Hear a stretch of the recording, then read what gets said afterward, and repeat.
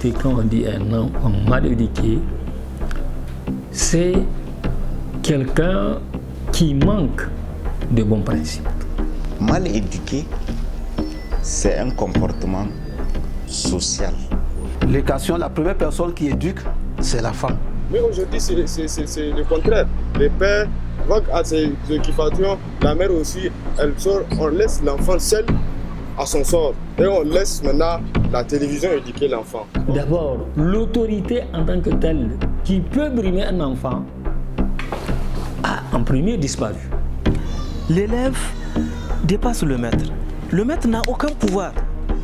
Puisque selon ces différentes lois par rapport à l'enfant, rien que menacer un enfant avec un bic, c'est porter atteinte à sa personnalité. Et on peut vous poursuivre pour ça. Mais l'enseignant n'a plus. Un enseignant qui est mal payé, un enseignant qui n'a aucune autorité sur son élève, que peut-il faire ?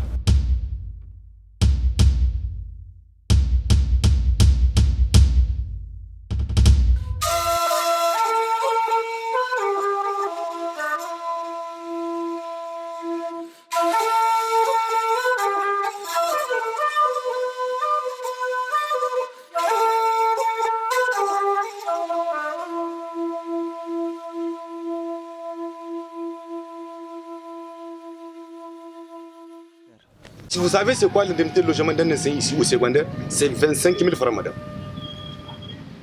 25 000 francs. Alors qu'au Sénégal, l'enseignant, rien que son indemnité de logement fait 120 000. Ce qui correspond au pécule de l'enseignant contractuel qui enseigne au lycée et au collège. Avec les mêmes volumes horaires, sinon plus, parce que nos écoles sont truffées d'élèves. 80, 90, 120 élèves. On constate aujourd'hui. Donc, comment vouloir dire que l'enseignant est le meilleur pays? Non. Allez-y ici au Bénin, l'enseignant est le mieux pays. Allez-y en Côte d'Ivoire, le constat est le même. Allez-y au Sénégal, le constat est le même. Ils ont commencé par la contractualisation. Progressivement, ils ont fait en sorte de titulariser tous ces contractuels. Mais ici, chez nous, on dirait qu'on veut maintenir les gens dans un système de contrat jusqu'à l'éternité. Jusqu'à l'éternité. Donc, vous voyez très bien, madame, à ce niveau, ce qui fait en sorte que les gens sont prêts à quitter. Je vais vous donner un cas hier. Il y a un enseignant, après plus de 21 ans d'exercice, qui avait démissionné, 3 femmes, 14 enfants. Il a son diplôme d'école normale, madame. 21 ans, il n'a pas été recruté. 3 femmes, 14 enfants. Il est obligé de déposer sa démission. Je crois que ça fait le plus sur les réseaux sociaux. Les gens sont en train de dire qu'il faut que l'État au moins rappelle cet enseignant pour au moins lui et tous ceux qui sont dans cette situation, volontariat, contrat 21 ans. Si vous avez un module qui dit il faut être patriote, mais vous avez un enseignant qui est toujours là en train de se plaindre, toujours là en train de vouloir aller en grève, même si on lui donne les éléments de base pour continuer. Si vous avez un papa qui est toujours là en train d'insulter le gouvernement ou d'insulter, de dire que ça ce n'est pas bien fait, alors que lui, est-ce qu'il s'est posé la question, moi qu'est-ce que je dois faire pour contribuer positivement? Vous savez, nous on est de la société civile, mais nous sommes dans une société civile constructive. Ça veut dire qu'on essaie d'apporter notre pierre de la construction.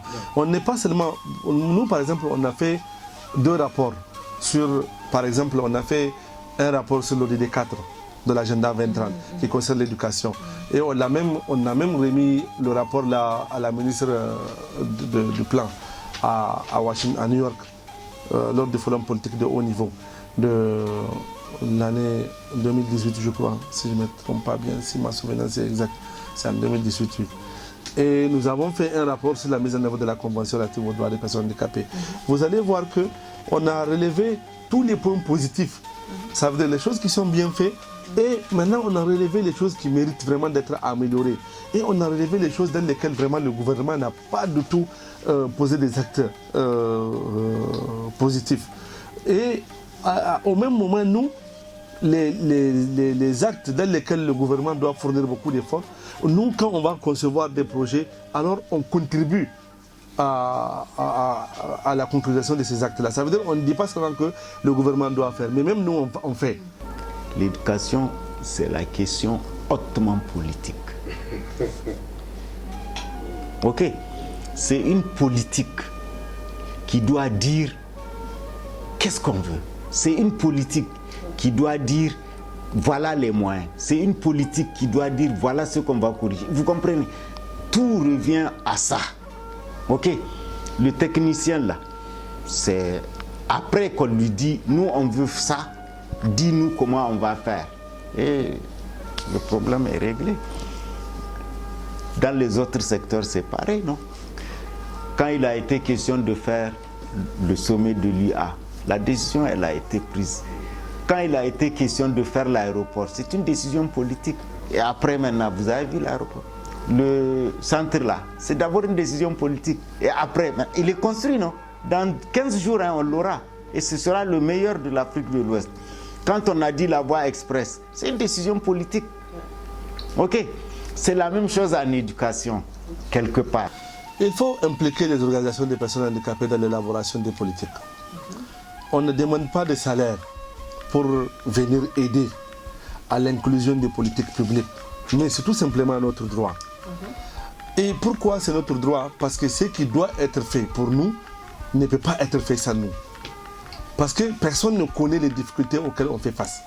Quand vous regardez, vous parlez avec quelqu'un de l'éducation, il dit « Ah, nous avons suffisamment pris en compte les personnes handicapées. » Et pourtant, les personnes sourdes ne peuvent pas obtenir le bac parce qu'il n'y a pas des interprètes professionnels en langue des signes. Et pourtant, aujourd'hui, c'était la semaine dernière qu'on m'a dit, à Tilaberi, on a envoyé des enfants sourds pour fréquenter les centres de formation. Et il y a un monsieur qui dit que lui, dans son école, il ne peut pas accepter les enfants sourds. Oui. La semaine dernière seulement. Et tout cela, si on nous a impliqués dans l'élaboration des politiques et des programmes et que nous faisons ressortir le caractère non discriminatoire, ça veut dire qu'on ne peut pas discriminer quelqu'un du seul fait de son handicap. Si on fait ressortir tout ça et on fait ressortir les moyens par lesquels les enfants handicapés apprennent, ça veut dire qu'on tient compte de ces moyens-là déjà dans l'élaboration des programmes et maintenant pour la commande du matériel et tout, nous pouvons garantir qu'au moins les moyens, en fait, les enfants handicapés ont les mêmes chances que les autres enfants sans handicap d'aller à l'école. Mais aujourd'hui, honnêtement, il y a beaucoup de travail à faire.